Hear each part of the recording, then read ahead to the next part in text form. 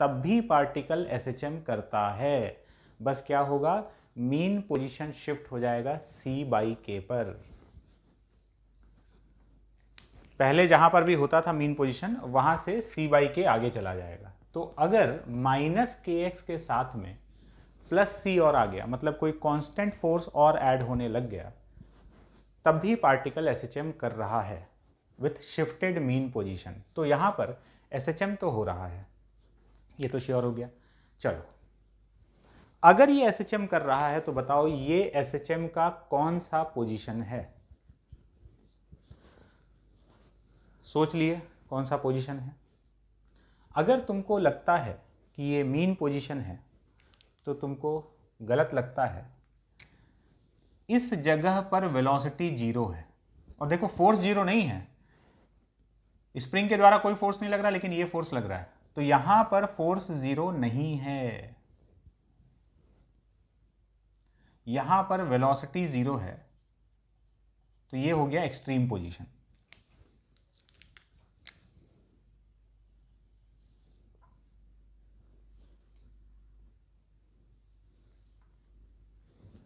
इसके बाद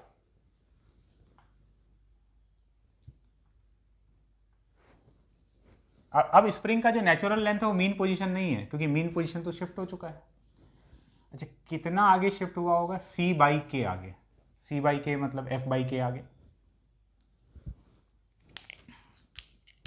तो देखो ये मीन पोजीशन है, तो ये मीन पोजीशन है, तो इसके आगे और जाएगा अगले एक्सट्रीम तक। यहां पहुंचकर ये दूसरा वाला एक्सट्रीम पोजीशन, यहां पहुंचकर इसका वेलोसिटी 0 है। ये A और ये भी A। तो जो मैक्सिमम एक्सटेंशन पूछा जा रहा था फर्स्ट पार्ट में, वो maximum extension twice of amplitude के बराबर है। एम्पलीट्यूड कितना है ये देख लेते हैं। ये इसका मीन पोजीशन है, तो यहां पर नेट फोर्स 0 है। वैसे हमको सीधा पता है ये कितना है। मीन पोजीशन C/K आगे शिफ्ट हो जाएगा। यहां C क्या है? यहां वो कांस्टेंट है, ये फोर्स F। तो C/K मतलब यहां से मीन पोजीशन F/K आगे है। सीधा सीधा पता लग गया। और नहीं तो नेट फोर्स 0 है, तो आगे की तरफ F लग रहा है, स्प्रिंग में एक्सटेंशन A आया है, तो पीछे की तरफ KA लग रहा होगा।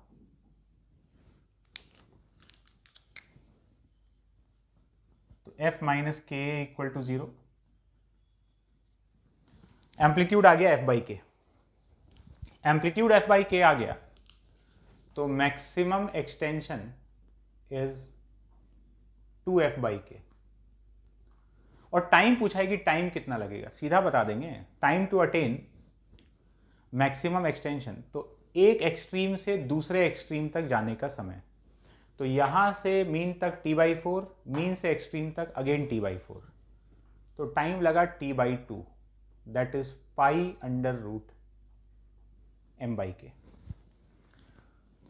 ये हो गया मैक्सिमम एक्सटेंशन तक जाने का समय। तो अब इसमें भी कुछ भी पूछेगा हम लोग डिटेल बता सकते हैं। जैसे पूछेगा मैक्सिमम स्पीड इस ब्लॉक का कितना है, तो यहां पर होगा मीन पर, और कितना? A × omega. सीधा डायरेक्टली बता देंगे A × ओमेगा। A का वैल्यू पता है, एंड ओमेगा इज √K/m। तो ऐसे कुछ भी डिटेल पूछ ले हम लोग यहां बता सकते हैं। एक जरूरी बात यहां समझना, इस स्प्रिंग में यहां से दिख रहा है कि कभी भी कंप्रेशन नहीं आएगा। क्यों? ये अभी नेचुरल लेंथ में मीन पे गया, फिर एक्सट्रीम पे, फिर वापस यहां लौटेगा, फिर से वेलोसिटी 0। तो ये इस एक्सट्रीम से इस एक्सट्रीम के बीच में घूम रहा होगा, और ये तो नेचुरल लेंथ वाला पोजीशन है, इधर तो कभी आएगा ही नहीं। तो इस केस में हमेशा एक्सटेंशन ही आ रहा होगा। एक्सटेंशन, फिर natural length, extension, natural length. Compression वाला सिचुएशन यहां पर नहीं आने वाला है। और कुछ क्वेश्चन देखते हैं।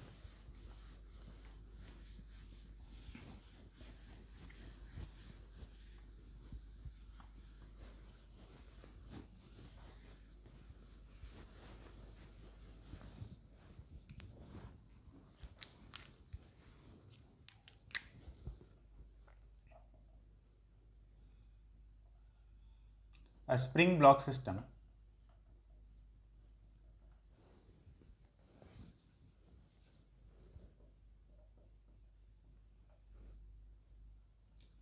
is performing SHM with amplitude A.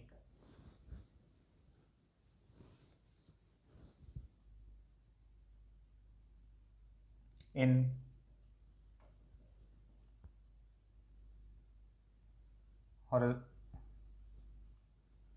a horizontal plane.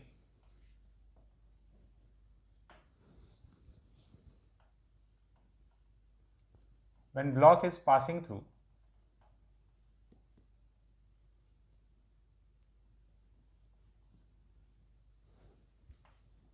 its mean position,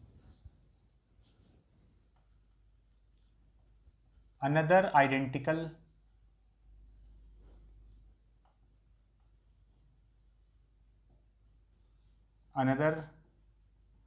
block is gently placed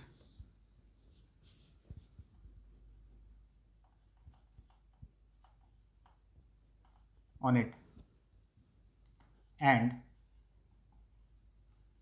they stick together.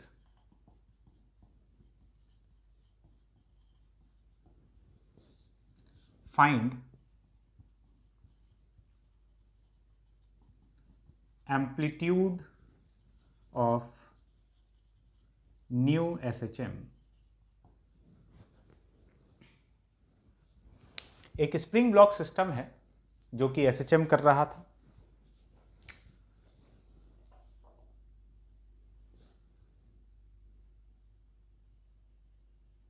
Horizontal plane में स्प्रिंग कांस्टेंट के ब्लॉक का मास कुछ m मान लेते हैं। मीन पोजीशन से जब ये पास हो रहा था, मीन पोजीशन पे कुछ वेलोसिटी रहा होगा v0। इस समय इसके ऊपर, इस ब्लॉक के ऊपर एक दूसरा ब्लॉक रख दिया गया जेंटली, और ये दोनों स्टिक होकर कंबाइंड ब्लॉक की तरह आगे बढ़ने लगा।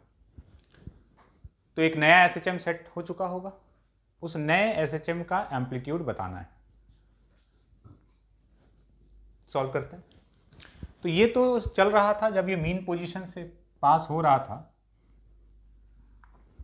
इसी मोमेंट पर दूसरा ब्लॉक इसके ऊपर रखा गया।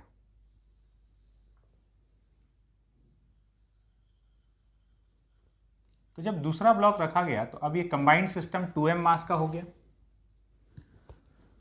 स्प्रिंग कांस्टेंट के।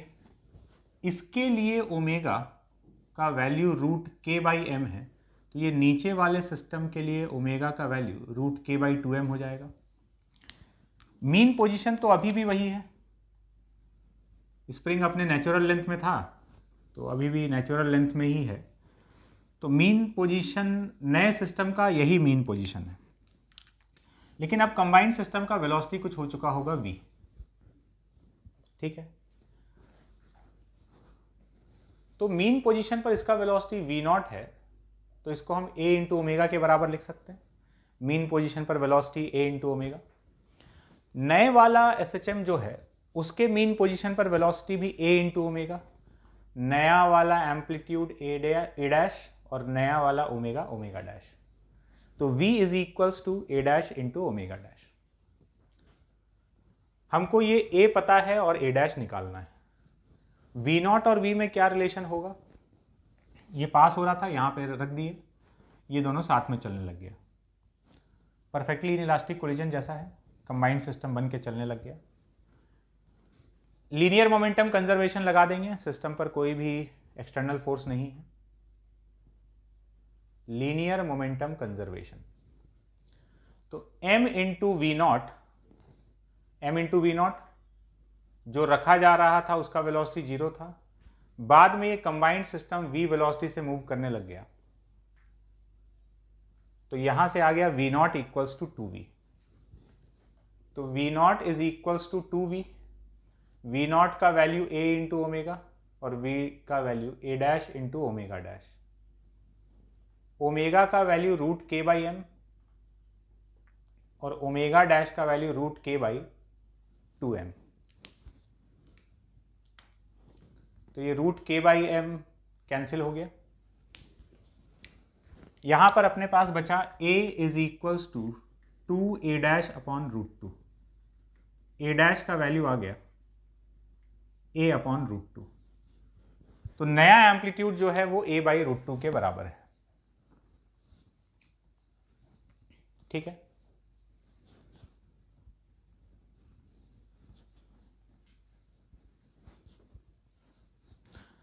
अब मान लो क्वेश्चन में थोड़ा सा चेंज हो।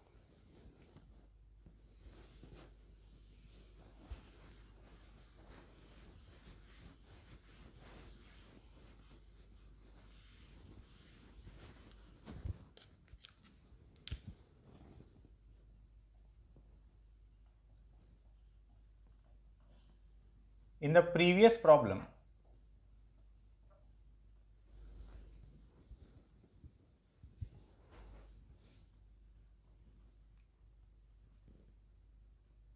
when the block is at a distance a by 2 from mean position, at that time another identical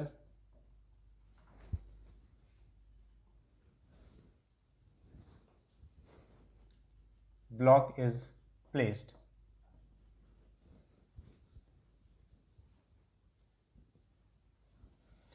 block is at a distance a by 2 from mean position. At that time another identical block is placed, then find the amplitude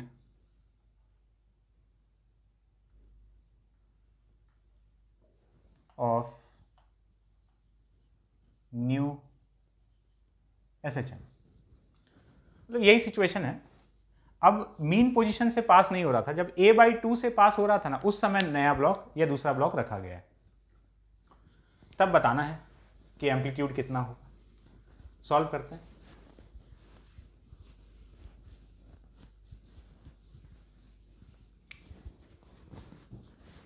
देखो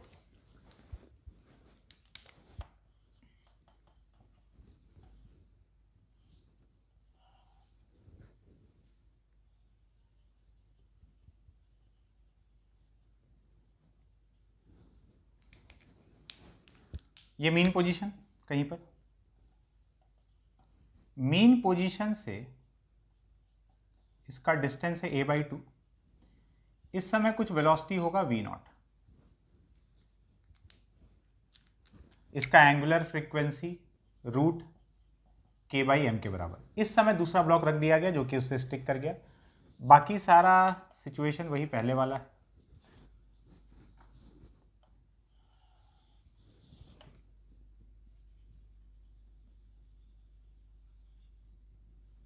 अब ये 2m मास का block हो गया।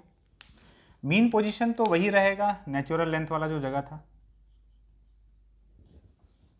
ये mean position से a by 2 distance पर है। अब इसका वेलोसिटी हो चुका है v और नया ओमेगा का value root k by 2m। Velocity कुछ हो चुका है v।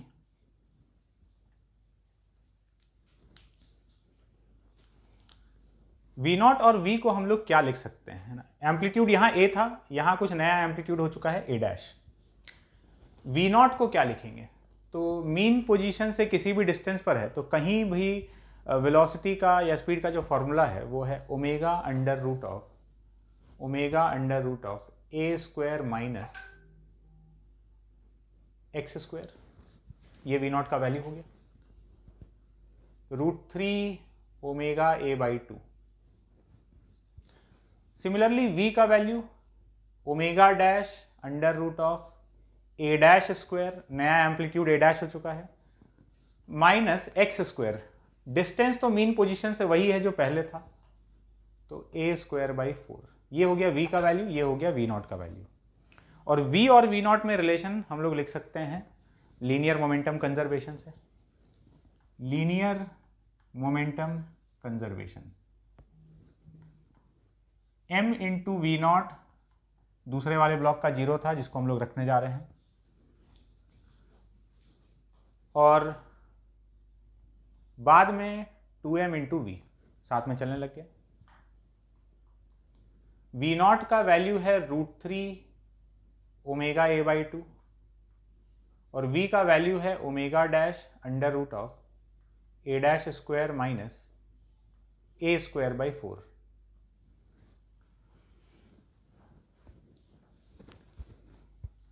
√3/2 ओमेगा का वैल्यू है √k/m into a, omega dash का वैल्यू है √k/2m और इधर आ गया ये a dash square minus a square by 4। कुछ उड़ रहा है तो उड़ा देते हैं उसको, √k/m कैंसिल हो जाएगा और इस पूरे का स्क्वायर कर दिया जाए। स्क्वायर कर दिया जाए तो यहाँ बचेगा 3/4 इंटू ए स्क्वायर, यहाँ आ जाएगा 2/√2 है तो 4/2 into A dash square minus A square by 4।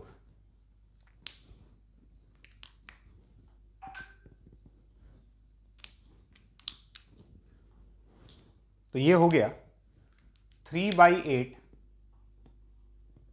A square, ये 2 नीचे ले आए, 3/8 A square is equals to A dash square minus A square by 4।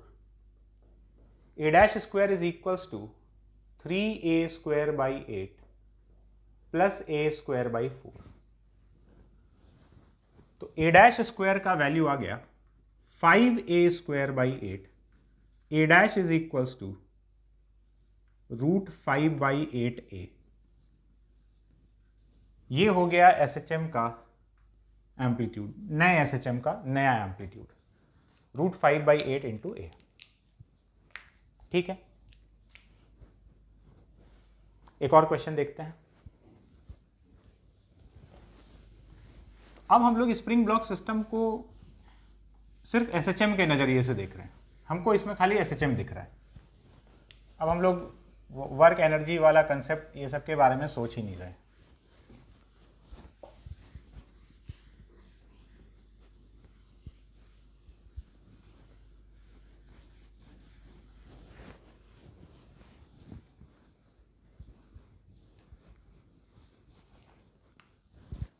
एक और क्वेश्चन देखते हैं।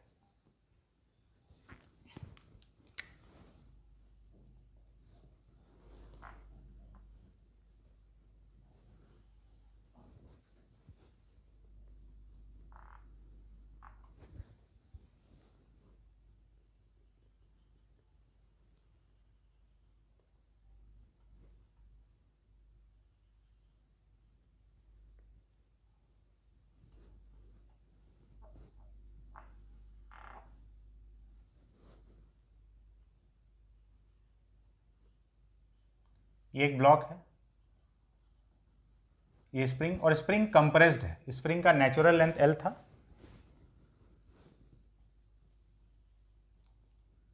Natural length is equal to L, तो ये x0 कंप्रेस्ड है, यहां से इसको रिलीज किया जा रहा है। ये जो वॉल है सामने, इसका कोफिशिएंट ऑफ रेस्टिट्यूशन E के बराबर है and this distance is x0, मतलब ये जस्ट वॉल को टच कर रहा था, यहां से ये x0 कंप्रेस्ड है। फाइंड टाइम पीरियड, नहीं, find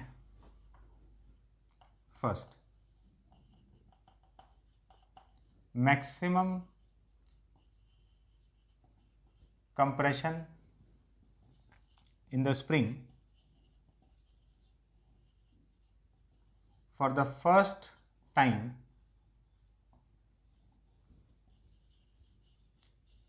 after the release. Also find also find time to attain that maximum compression। इसको रिलीज करने के बाद पहली बार जो मैक्सिमम कंप्रेशन आएगा वो कितना आएगा, और वो मैक्सिमम कंप्रेशन अचीव करने का टाइम क्या होगा। सॉल्व करते हैं इसको, बहुत ही बढ़िया सवाल है ना। और एसएचएम का हम लोग को ब्यूटी दिखता है यहाँ पर। चलो सॉल्व किया जाए। ये वॉल एग्जैक्टली इसके मीन पोजीशन पर एक्स नॉट कंप्रेस्ड है, यहाँ आएगा तो एग्जैक्टली ये नेचुरल लेंथ है। तो देखना, अगर ये वॉल नहीं होता तो ये एसएचएम कर रहा होता पूरा फुल एकदम।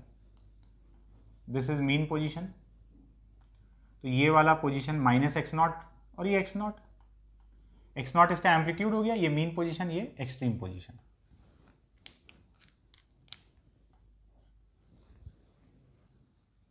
तो जब ये यहां से पार होगा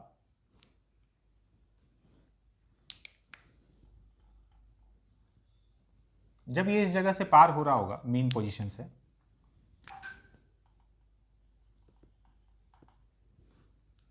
तो इस समय इसका वेलोसिटी है suppose v not. v not का वैल्यू कितना, a into omega, x not into omega. ऐसे करते करते ही सॉल्व हो जाएगा, बहुत कैलकुलेशन नहीं इसमें। हमको मैक्सिमम कंप्रेशन निकालना है पहली बार का और मैक्सिमम कंप्रेशन का टाइम। तो ये एसएचएम कर रहा था जब ये दीवार से टकराने वाला है, उस समय ये अपने मीन पोजीशन पर है। इसका वेलोसिटी मैक्सिमम होगा a इंटू ओमेगा के बराबर, और a जो है वो एक्स नॉट है। ठीक है, टकराया और टकरा के रिबाउंड कर गया। टकरा के जैसे ही रिबाउंड किया, velocity of separation upon velocity of approach is equals to E. तो वेलोसिटी ऑफ सेपरेशन मान लेते हैं वापस v स्पीड से आ रहा है, जा कितने रहा था, कितने वेलोसिटी से रहा था, v नॉट, अप्रोच का v नॉट है into e, v equals to e v not. तो इसके आगे का तो ये काम कर ही नहीं पाया, ये टकरा के लौट गया। अच्छा, जब लौट रहा है तो स्पीड पहले से कम हो चुका है। अब पहले से कम हो चुका है तो अब ये वापस उतना कंप्रेशन नहीं ला पाएगा, क्योंकि काइनेटिक एनर्जी कुछ कम हो चुका है। तो वापस जब कंप्रेस होगा तो पहले से कम कंप्रेशन पे जाएगा। तो अब टकराते ही ये नए एसएचएम का हिस्सा बन गया। मीन पोजीशन तो यही है, और मीन पोजीशन पर अब जो वेलोसिटी है टकराने के बाद v, उसका वैल्यू कितना है, e इंटू वी नॉट, और v नॉट का वैल्यू कितना है, एक्स नॉट ओमेगा, तो e into x not into omega.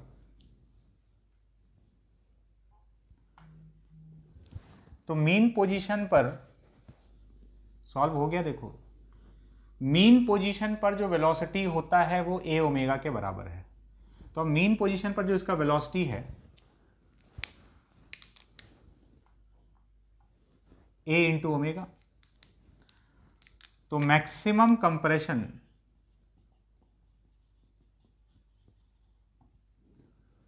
तो अब ये वापस जब जाएगा, अब ये नए एम्पलीट्यूड का एसएचएम करने लग गया, और वो नया एम्पलीट्यूड कितना है, e इंटू एक्स नॉट। तो ये इसका एक्सट्रीम पोजीशन इधर ही है। टकराते ही वेलोसिटी v नॉट से e v नॉट हो गया, मतलब e x not into omega. तो ये जो भी लिखा हुआ है इसको a इंटू ओमेगा की तरह पढ़ो, तो नया amplitude e into x not हो गया।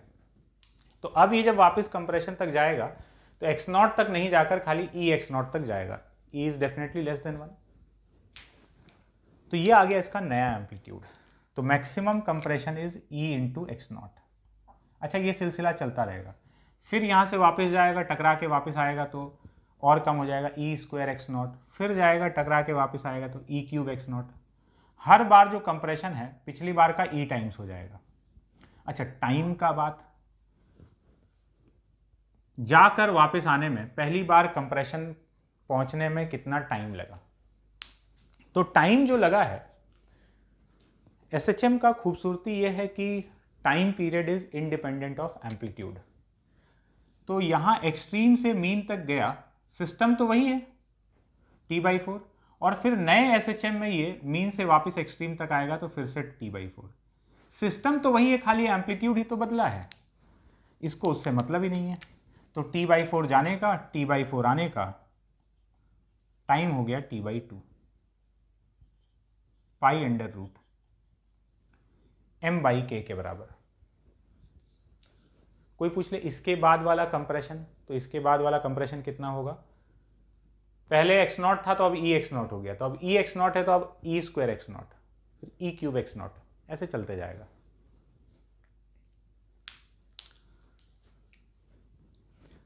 बात क्लियर है? चलते हैं आगे। तो अभी तक जो हम लोग बात कर रहे थे ये हॉरिजॉन्टल प्लेन में एसएचएम का बात कर रहे थे। अब हम लोग वर्टिकल प्लेन में देखते हैं। वर्टिकल प्लेन में थोड़ा सा नया चीज आ जाएगा।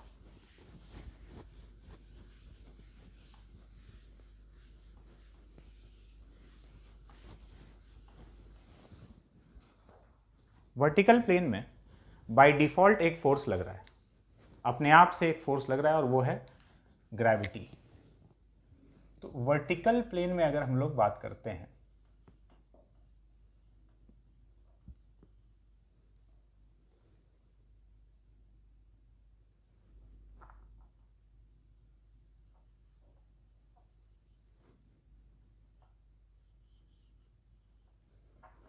तो ये स्प्रिंग ब्लॉक सिस्टम अगर इक्विलिब्रियम में है तो इसका मीन पोजीशन नेचुरल लेंथ नहीं है, ये -kx+c टाइप का सिचुएशन है। हॉरिजॉन्टल प्लेन में ये वाला याद है ना, इस पे हम लोग एक फोर्स लगा रहे थे F, और यहां पर एक फोर्स अपने आप लग रहा है ग्रेविटी। तो जो यहाँ F था वो वहां पर mg हो गया। तो -kx+c लग रहा है, c का वैल्यू mg है, तो मीन पोजीशन शिफ्टेड होगा कितने डिस्टेंस पर? c/k डिस्टेंस पर।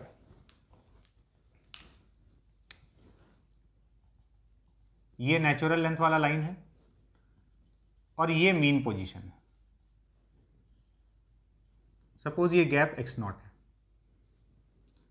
यहां पर नेट फोर्स जो है वो डेफिनेटली 0 है।